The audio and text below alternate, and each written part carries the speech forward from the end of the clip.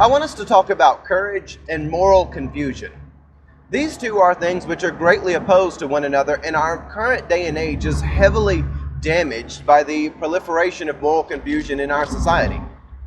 Courage itself is not one of the great virtues of God, but instead it is a willingness to test the virtues of God in a hostile world around us.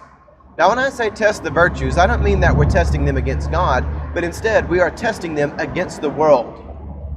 And moral confusion is not this emotional confusion where we feel something, but instead it is when deep within our very being we are not sure what is good and what is evil.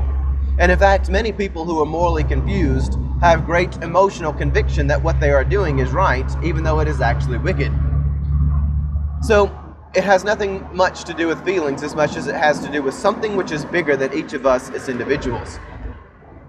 So today we're going to be looking at Nehemiah chapter 5. And in this chapter, Nehemiah makes a declaration about what is good and what is evil. He makes a moral argument for his people, and he has the courage to test it in the world around him. Furthermore, Nehemiah not only tests the courage of God and the virtues of God against the world, risking his own life, but he's also really risking the life of all of those in Jerusalem with him. And that's something that courage takes. It has a risk. It's not clean in the sense that the whole world will allow you to do it without hating you.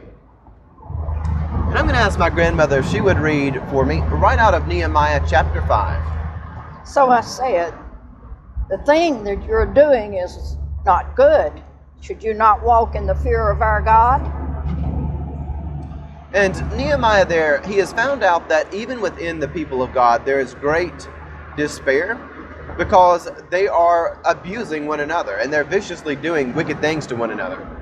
Within the house of Israel, even though all of the people, they had been living as servants, as subordinate second-class citizens to the Persians, they have learned a brutal lesson of history.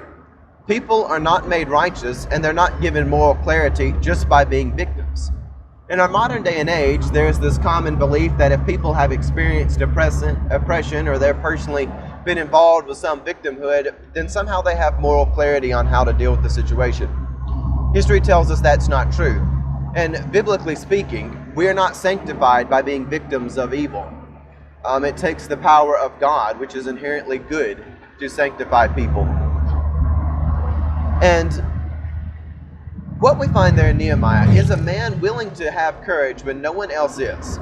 And we ourselves, if we want to have restoration in our society, we are going to have courage. So that's where we'll wrap this up. God love you. Have a blessed day.